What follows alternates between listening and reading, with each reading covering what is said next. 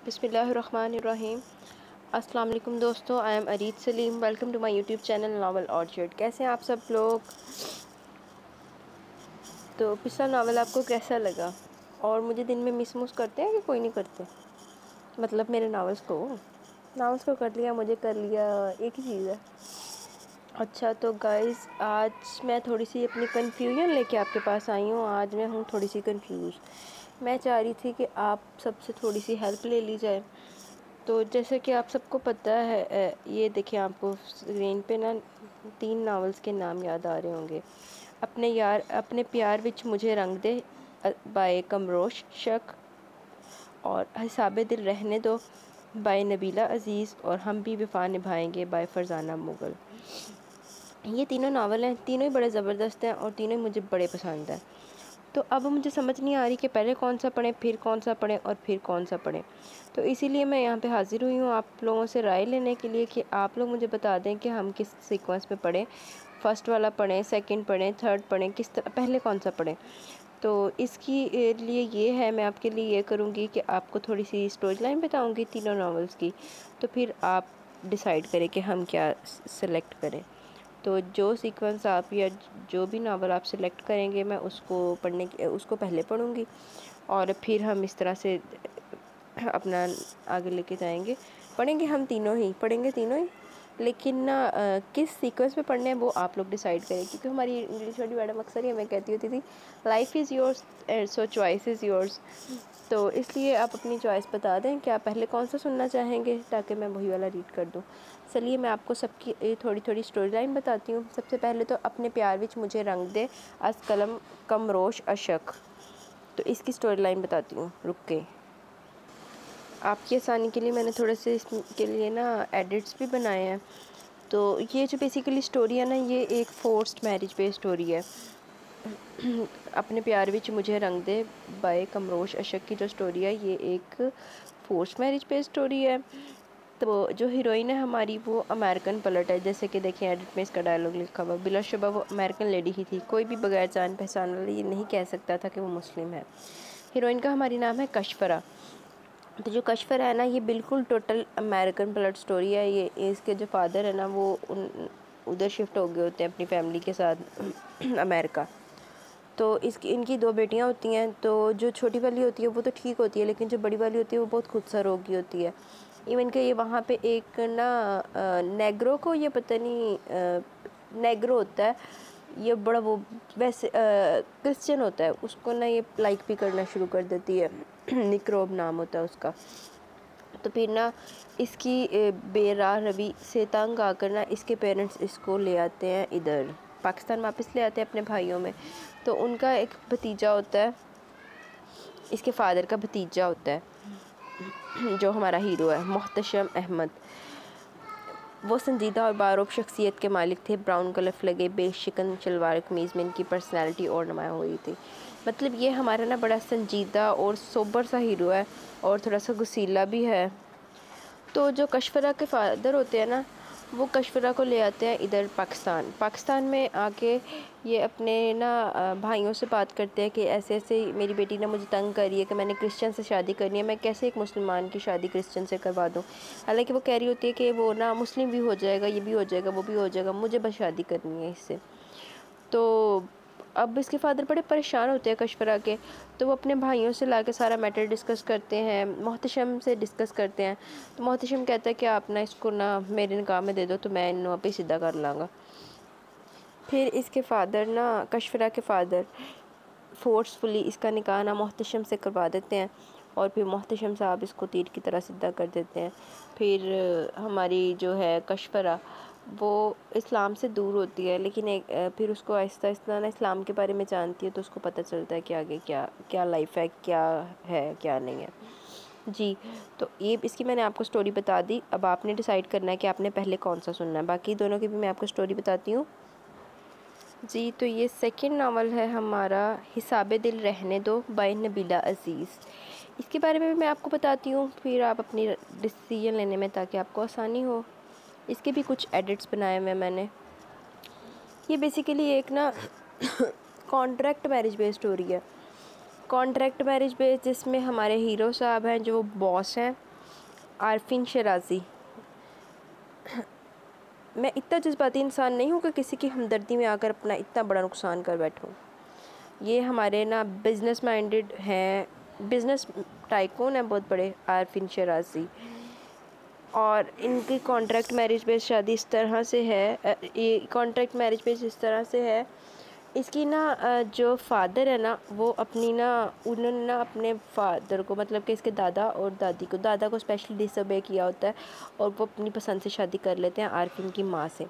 लेकिन आरफिन की माँ एक अच्छी खातून नहीं है, तो जिस वजह से ना वो ना माफ़ी मांगने नहीं जाते अपने फादर से, आरफिन के दादा से, बल्कि सुसाइड अटेम्प्ट कर लेते हैं। तो जो आरफिन की माँ है ना वो आरफिन के साथ रहती है, तो आरफिन को ना बस बहुत सारी बातों में ब्लैकमेल भी कर जाती है कि मैं तुम्हें छोड़ जाऊंगी ये वो, तो फिर आरफिन को वो बात माननी पड़ती है।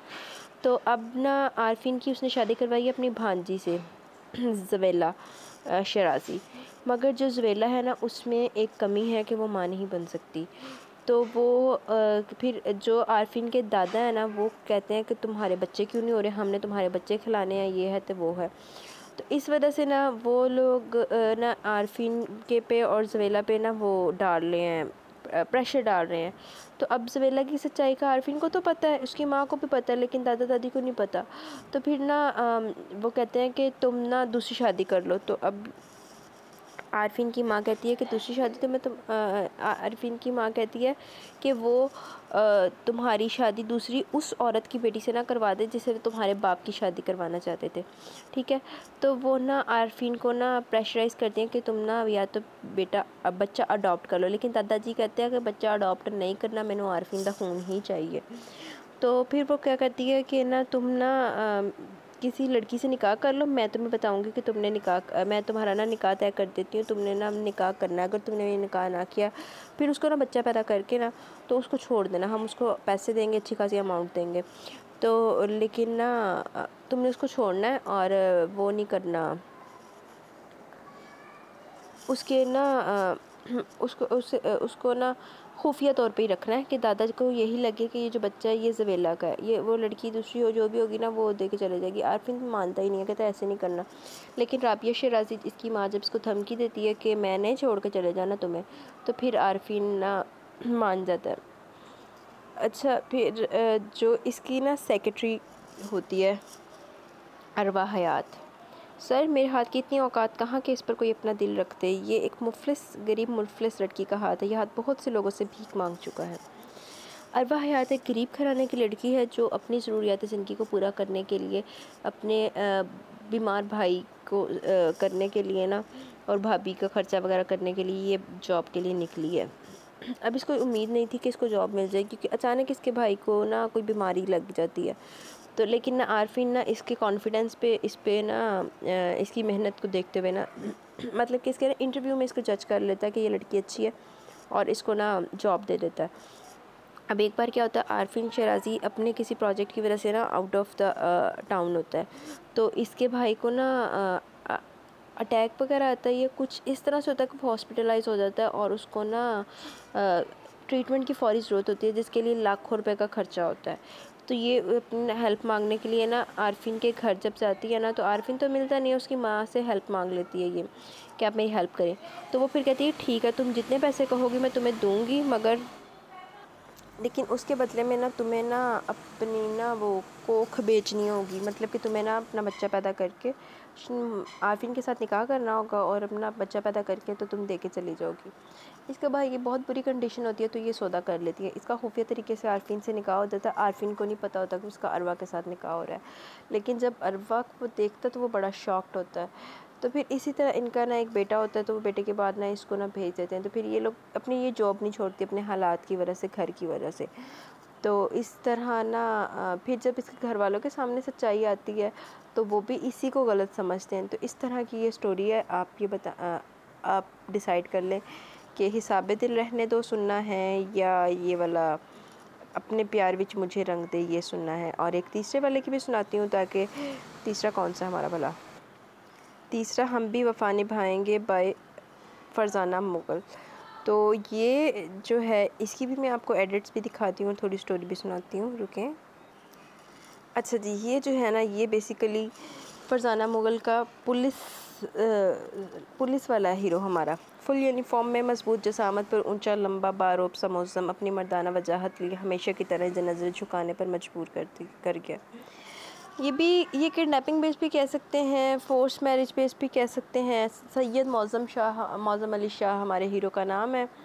तो इसमें ना ये होता है कि ये जो सैयद मौज़म अली शाह है ना, इसकी ना एंगेजमेंट हुई होती है अपनी कज़न के साथ, नगीना के साथ।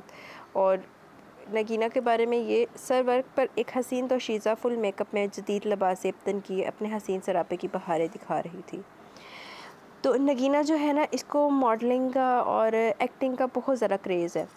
तो लेकिन ये सैयद घराने से हैं, तो इन लोगों को इस चीज़ की इजाज़त नहीं है। लेकिन यूनिवर्सिटी में तालीम हासिल कर रही है तो सिर्फ़ और सिर्फ मौज़म की सपोर्ट की वजह से। मौज़म इसको लाइक करता है, ये मौज़म को लाइक करती है। ये एक यतीम है और इसको मौज़म के फ़ादर और मदर ही इसको ना वो ग्रो अप कर रहे हैं। तो इसकी जो मदर है ना, इसको यही बताया गया कि इसकी मदर की डेथ हो गई, लेकिन इसकी मदर टीवी इंडस्ट्री से वाबस्ता होती है, तो वो इसको मिल लेती है। तो वो इसको ना बड़ा मिसगाइड करती है कि तुम्हारे ना ताया नहीं अच्छे, उन्होंने मेरे साथ ये किया वो किया। ये खैर आके ना जिन्होंने इसे पाला होता है, ये उनके साथ बगावत पे उतर आती है और ना वो अपनी माँ की तरफ हो जाती है कि मेरी माँ सच्ची है, तुम लोग झूठे हो, जिन्होंने मुझे यहाँ तक इतना मुझे यहाँ इस मुकाम तक पहुँचाया, मुझे इतनी लेविश लाइफ दी। ये कहती है कि तुम लोगों ने मेरे लिए कुछ नहीं किया, मेरी माँ सच्ची है। तो फिर उसके बाद ये एक थर्ड करेक्टर है शहर बानो का। शहर बानो, पहले आप ये साबित करें शाह जी कि आपको एक अगवाशुदा लड़की से कैसे मोहब्बत हो गई। तो जो शहर बानो का करेक्टर है ना, इसमें ये है कि शहर बानो ना एक जो सैयद मौज़म अली शाह है, इसके जो फादर है सैयद मुकर्रम अली शाह, उनके दूर पार की रिश्तेदार है की बेटी है। लेकिन वो इसके पेरेंट्स की डेथ हो गई होती है, तो सैयद मुकर्रम अली शाह इसको अपने घर ले आते होते। तो इसको बिल्कुल बेटियों की तरह पाला उन्होंने।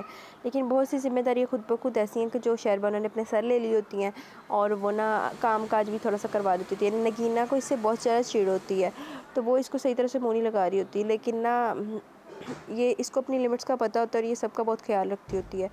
तो मौज़म इसको कहता है कि तुम भी अपनी पढ़ाई ना जारी रखो। वो इसका भी नगीना वाली यूनिवर्सिटी में ना आउट ऑफ सिटी एडमिशन करवा देते हैं। तो फिर क्या होता है कि जो नगीना की मदर नगीना होती है ना, इसके घर वाले जब इनको पता चलता है कि ये अपनी माँ की साइड पे चल पड़ी है, अपनी माँ की मानती है, तो ना वो ना इसको ना घर पे बिठा देते, कहते तुम्हारी यूनिवर्सिटी भी बंद। तो फिर इसकी जो माँ होती है वो क्या करती है, वो अपने जो सेकंड हस्बैंड के साथ रह रही होती है, वो एक करप्ट बंदा होता है। तो इसकी माँ क्या करती है, इसकी माँ ना शहरबानो को किडनैप करवा लेती है। तो कहती है कि अगर आपको शहरबानो वापस चाहिए तो नगीना को दो हमें, नहीं तो शहरबानो की इज़्ज़त ख़तरे में है। तो फिर ना जो सैयद मुकर्रम अली शाह होते हैं, वो कहते हैं कि हम एक लड़की की वजह से जो खुद भी पागल हुई पड़ी है नगीना, इसकी वजह से हम एक मासूम लड़की का फ्यूचर तबाह नहीं करेंगे। तो हम ये लोग ना वापस कर देते हैं इसको, हम नगीना को उधर भेज देते हैं, वो शहरबानो को भेज देते हैं।